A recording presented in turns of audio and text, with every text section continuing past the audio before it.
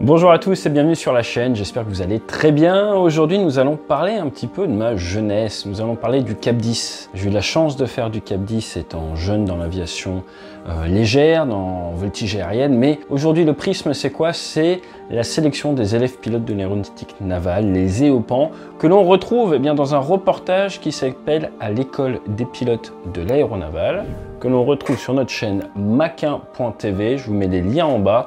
C'est le SVOD que j'ai créé en partenariat avec le groupe Alchimie, qui héberge plein de reportages, soit des créations, des contenus originaux que j'ai créés, et on va avoir de très belles séries cette année, vous allez voir, soit créées par d'autres boîtes de production que vous ne pouvez pas normalement trouver en contenu libre sur Internet. Bref. Aujourd'hui, l'objectif c'est quoi? En 1, je vais vous parler très rapidement de l'aéronaval. En 2, des cursus pour faire pilote dans l'aéronaval. En 3, de la fameuse base de l'enveloppe poulmique où vole ces Cap 10. En 4, un petit peu, je vous ai promis, du Cap 10. Et en 5, 2-3 petits souvenirs sur cette période. Et tout ça après le jingle.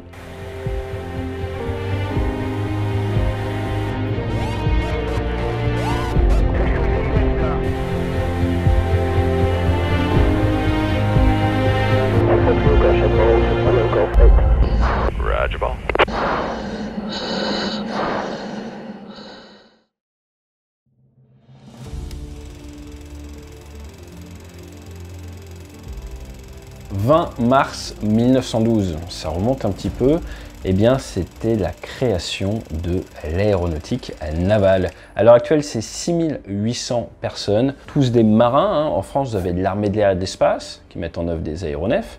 Vous avez également l'aéronaval qui met en œuvre des aéronefs et l'ALAT, l'aviation légère de l'armée de terre, qui met en œuvre également des aéronefs. Ils ont des Pilatus, ils ont des hélicoptères. La marine française, elle a des flottilles de chasse, des flottilles de guet aérien, des flottilles de soutien, de l'hélicoptère, de la patrouille maritime, de la surveillance maritime, bref, pas mal de choses. Le groupe aérien embarqué, lui, c'est 3 flottilles de chasse, la 11F, la 12F, la 17F et la 4F, qui elle est la flottille de guet aérien sur le Hawkeye, l'œil de faucon de fabrication américaine. Et vous avez également de l'Atlantique 2, vous avez du Guardian dans le Pacifique, c'est du Falcon 200, vous avez du Falcon 50, vous avez des hélicoptères, le Cayman, c'est du NH90, vous avez le Panther, vous avez du Dauphin, vous avez pas mal de matériel. Tout ça, ça appartient à l'aéronaval, à l'AVIA, comme on dit, c'est le nom du commandement qui est dirigé par un amiral. Ce qu'il faut bien comprendre, c'est que dans l'aéronaval, ce sont des militaires, marins, et ensuite, ils mettent en œuvre de l'aviation. Donc vous avez beaucoup de métiers, forcément. Vous avez du contrôleur aérien, vous avez du mécanicien, vous avez des spécialistes de munitions, vous avez des pilotes, vous avez des préparateurs de missions, vous avez une multitude de spécialités différentes, des radaristes, des experts tactiques. Et pour accéder au cockpit, vous avez 2 filières en France. Pour être pilote, il faut être officier maintenant, et nous permettons un recrutement niveau bac pour nos futurs officiers. Donc dans la marine, c'est EOPAN, élève officier pilote de l'aéronautique navale. Donc il faut avoir entre 17 et 26 ans, vous pouvez faire 3 tentatives aux présélections et vous pouvez ensuite rentrer comme officier sous contrat, c'est ce que j'ai fait, pour une durée, alors à mon époque c'était 13 ans, qu'après vous pouvez renouveler jusqu'à un maximum de 25 ans et ça vous amène au grade de lieutenant de vaisseau, au grade de capitaine. Vous pouvez également faire Mathsup, Mathsp et ensuite, ça s'appelait comme ça à mon époque, faire les concours de l'école navale, rentrer pour faire une école d'ingénieur militaire, donc faire officier de carrière dans la marine. Là, c'est plus un CDD, c'est un CDI. Et ensuite, derrière, vous demandez à se spécialiser en tant que pilote, puis se spécialiser en tant que pilote de combat, c'est ce que vous voulez faire. Après, il n'y a pas beaucoup de personnes tous les ans, donc il y a des sélections. Mais à l'heure actuelle, comme partout dans l'Occident, il y a une crise RH. Il n'y a pas assez de personnel dans les forces, pour plein de raisons. Je pense que ça fera l'objet d'une vidéo plus tard. Et si vous avez le niveau, faut pas s'inquiéter, ça se passera bien.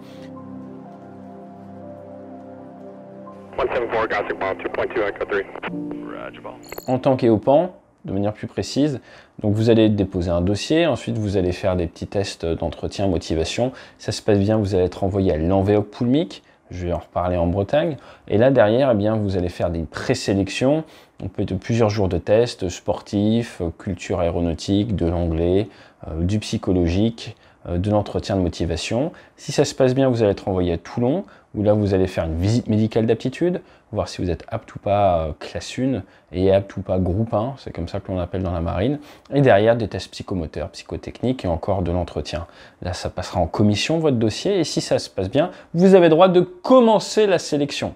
Et pour vous donner un petit peu les statistiques du reportage là, qui remonte à 2007, je crois, 2008, eh bien, sur une promo, par exemple, de 15, je regarde les chiffres, ils ont fini à 4.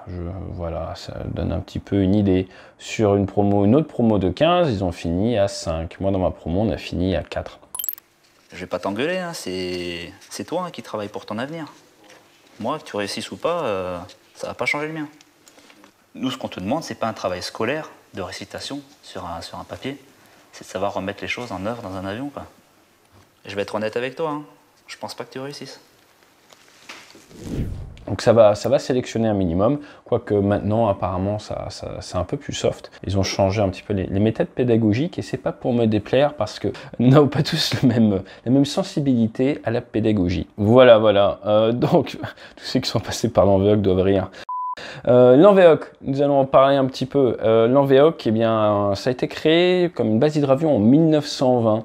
C'était un des 37 centres d'aviation maritime. Le but, c'était de protéger un peu l'espace maritime français.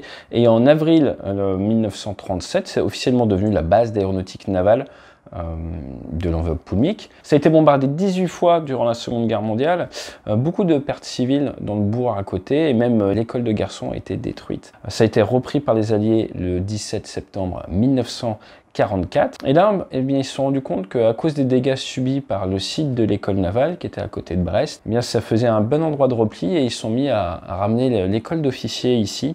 Et en 1965, le général de Gaulle a officiellement inauguré l'actuel site de l'école navale, qui est juste en contrebas. Donc depuis, eh bien, tous les officiers de marine y passent et ils sont formés. À l'heure actuelle, vous avez différentes unités. Vous avez la 33F avec des caïmans qui fait principalement du secours en mer. Vous avez la 50S avec les CAP 10 pour la sélection. Vous avez le C100, le centre d'entraînement pour tout ce qui est survie en mer. Et vous avez également des petites unités à bord. Donc voilà pour la base. Vous avez de la piste courte. C'est à l'intérieur d'une zone qui est réservée, dans laquelle il n'est pas autorisé de pénétrer. C'est une zone P, prohibited, interdite. Pourquoi? Parce que vous êtes juste à côté du site de l'île Longue où se trouvent les SNLE, sous-marins nucléaires lanceurs d'engins.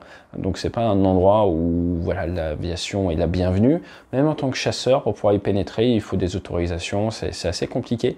Sur le vol de Brest encore, c'est autorisé aux bonnes attitudes, mais voilà, se rapprocher du site de stockage et des sites où sont les sous-marins nucléaires lanceurs d'engins, c'est pas top. Donc c'est quasiment les seuls avions français qui ont le droit vraiment d'évoluer dedans. Avions, j'ai bien dit, ça va être les CAP 10, et vous allez décoller de la base et pouvoir rayonner à quelques dizaines de kilomètres autour de la presqu'île de Crozon, sur des axes qui sont des axes de voltige, des axes d'évolution qui sont réservés en fonction de l'activité et sur lesquels vous allez pouvoir piloter l'avion lors des phases de sélection puis de POF, préorientation filière.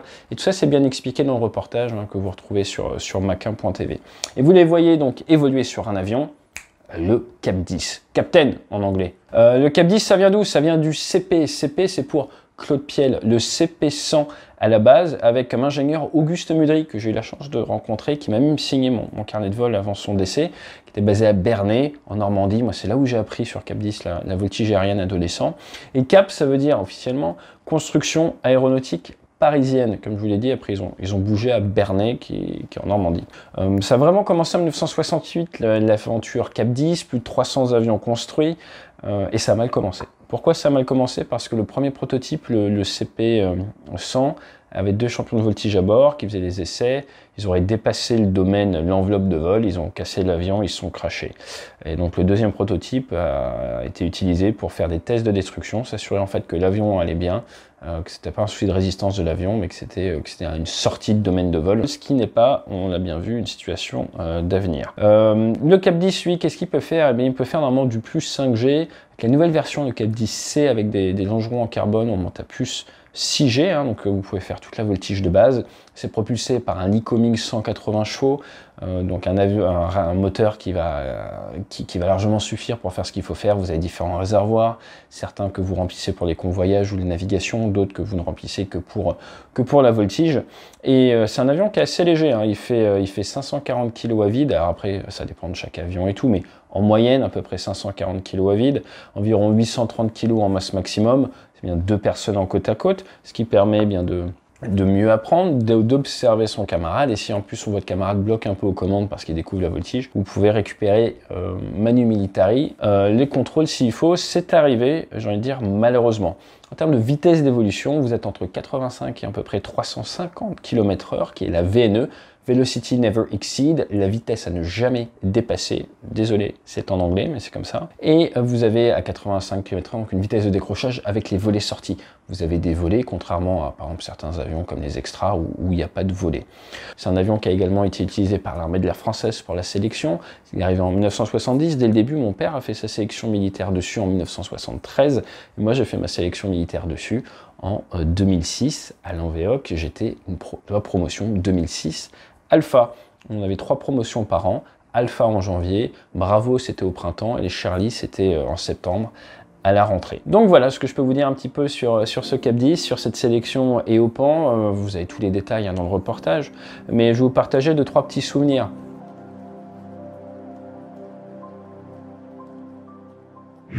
Les petits souvenirs, c'est quoi? C'est que c'est une sélection quand on vole sur Cap 10 dans la marine. C'est pas franchement mon meilleur souvenir, je vais être honnête. Pour vous donner, s'il fallait expliquer, je pense que le côté physique est assez intéressant. C'est-à-dire que nous ne sommes pas là pour développer, à l'époque, hein, ils n'étaient pas là pour développer vos capacités, ils étaient là pour sélectionner. Ils étaient là pour sélectionner autour de la motivation, de la résilience et de la capacité à gérer le stress. Et je pense que le meilleur exemple, c'est oui, mes tests physiques, quand je suis rentré à la 50S, les résultats physiques étaient moins bons que mes résultats physiques à la sortie de la 50S. Alors qu'est-ce que ça veut dire? Pour les sportifs, vous l'aurez compris, c'est du surentraînement. C'est-à-dire qu'on n'est pas dans une logique de croissance, de performance, on est dans une logique de tester votre état d'esprit. Donc pendant 6 mois, ça va être du mili-bourrin, ça va être du tous les jours, faire travailler en gros un muscle fatigué, vous mettre dans une situation d'inconfort, de fatigue, vous épuiser, aller ramper dans la neige. Il neige, hein, il avait neigé cet hiver-là, avant de monter dans l'avion, de manière à vous épuiser physiquement, vous fatiguer, de manière à plus vous taper sur le psychologique en vol, vous mettre volontairement en difficulté en vol, attendre de vous que vous sachiez faire en gros les choses quasi instantanément, si ce n'est avant, à la manière marine nationale. Donc la qualité première, c'est la motivation, puisque sans motivation, aucun élève ne sera capable d'assumer la quantité de travail qu'on va leur demander et la rapidité d'assimilation. Alors on y va les gars. Après, ils sont quasiment tous hyper motivés, hein. Ceux qui viennent là, qui arrivent à passer tous les filtres, sont bien motivés. Après, c'est assez intrinsèque, ce sont la capacité de travail et de restitution, puisqu'on leur montre les exercices une fois en vol. Une fois que l'exercice a été démontré par le moniteur, on leur fait refaire, on les corrige un petit peu, et on présume que pour tous les vols qui vont suivre, l'exercice a été assimilé. Donc c'est simple, si jamais ils ne sont pas capables de refaire quelque chose qu'on leur a montré une fois, on estime que leur assimilation est trop faible et malheureusement, je pense qu'on se sépare d'eux. On n'est pas là pour faire de la voltige de compétition, on est là pour faire la mise en place des process voulus par la 50S. Donc ce qu'on recherche, c'est une capacité d'adaptation, une capacité à restituer, une capacité vraiment, mais c'est ça, à s'adapter à l'institution. Et c'est ça qui a été testé. On ne peut pas dire qu'on soit dans l'empathie, on ne peut pas dire qu'on soit dans la pédagogie très efficace, on ne peut pas dire qu'on soit dans l'objectif, c'était pas de mettre l'élève à l'aise pour en tirer la meilleure performance possible. L'objectif, c'était au contraire de le pousser un peu dans ses retranchements et d'aller chercher les limites. Si ça se passe mal, vous passez en conseil d'instruction. J'en ai eu des conseils d'instruction. On pourra en parler pendant des heures. Je suis très bien sorti de la 50S en classement. Après, j'étais envoyé en avion. J'ai eu ce que je voulais et tout. Mais moi, franchement, voilà, c'est pas une période qui m'a particulièrement plu. Certaines personnes s'appelaient. Ça dépend vraiment des gens. De manière générale, au niveau de l'encadrement, c'est pas forcément des gens qui ont la fibre pédagogique ou qu'on choisit d'être là, donc ça peut se ressentir, vous vous rendez pas compte quand vous êtes élève, mais in fine ça fait le job. Pourquoi? Parce qu'on n'est pas là pour faire des câlins aux nouveaux, on n'est pas là pour leur vendre une marine merveilleuse, on est là pour sélectionner. Et l'objectif, c'est quoi? C'est d'aller directement se rendre compte si la personne, elle a la résilience, elle a la motivation et si ça vaut le coup d'investir dessus. Parce que pourquoi est-ce qu'à cette époque-là, on en prenait 5 sur 15? Tout simplement parce que les 5, ils allaient au bout. Et c'était ça vraiment la magie de la cinquantesse, c'est qu'on n'est pas là pour s'amuser, c'est pas là pour être sympa, c'est pas l'américaine, on n'est pas là à se faire des hugs, à faire « Ah, Somme, t'as réussi ton vol, c'est génial ». On était là pour toujours demander plus, même au-delà du niveau de standard requis, essayer de mettre les gens face à leurs propres limites, les amener à découvrir leurs propres limites pour derrière en faire des meilleurs combattants. Donc c'était vraiment de l'artisanat. Les instructeurs allaient s'adapter aux capacités de chaque personne pour vraiment presser le citron, vraiment les tordre, vraiment les amener à découvrir leurs propres limites pour que derrière, eh bien, les élèves pilotes connaissent leurs propres limites, puissent mieux gérer j'ai envie de dire leur formation et derrière leur carrière. Donc c'est pas une unité de calinothérapie en français dans le texte. Et elle faisait très bien son travail. Donc voilà. Mon plus beau souvenir de vol, c'est un jour, on est en Cap 10, on est en train de sortir, on est à l'ouest de Brest. Et là on survole à Saint-Néleux. Et moi j'ai toujours adoré la partie maritime. Donc comme je vous l'ai dit, militaire, marin, officier, pilote. Et le fait de survoler un sous-marin nucléaire lanceur d'engins, vous sentez cette puissance dans la nature très brute qu'offre la Bretagne, où vous voyez cette énorme masse se déplacer en surface, ou à survoler avec un petit avion qui bouge bien au-dessus. Il y avait quelque chose de magique et moi c'est clairement mon meilleur souvenir. À côté de ça, on a toujours des instructeurs que l'on respecte plus que d'autres. J'ai eu un excellent chef de promo qui est maintenant chez Air France, que je salue, s'il se rappelle, s'il passe sur la chaîne. Et je pense que c'est grâce à lui que j'ai pu sortir et tout. Et vous avez également, il y avait un chasseur qui était là, qui nous faisait rêver avec ses missions d'Afghanistan, et donc je pense que cette notion un peu de rôle modèle est importante. Il y a clairement certains pilotes, vous dites je veux surtout jamais ressembler à cet instructeur-là. Il y en a d'autres qui vous tirent vers le haut et vous dites ah putain, j'aimerais bien ressembler à cet instructeur-là, où ça me donne foi un petit peu dans mon choix d'avoir choisi la marine. Et donc très jeune, vous êtes face un petit peu à cette dichotomie que tout le monde ne se vaut pas dans l'institution, que tout le monde ne se vaut pas de manière générale dans la vie. Et ça vous force à mûrir tout simplement, parce que moi je suis arrivé là, j'étais post-bac plus 3 mois. Ça fait une belle claque, donc in fine, qu'est-ce que je peux vous dire? La marine a fait bien son job. Je pense que si vous êtes encore là à ce stade de la vidéo, c'est que vous pensez à faire ce métier. Il faut savoir que la cinquantaine, ça sera pas facile, mais c'est une étape nécessaire. Ça va vous permettre d'apprendre à mieux vous connaître. C'est le meilleur stage de développement personnel que vous puissiez faire et ça va faire de vous des experts en gestion du stress.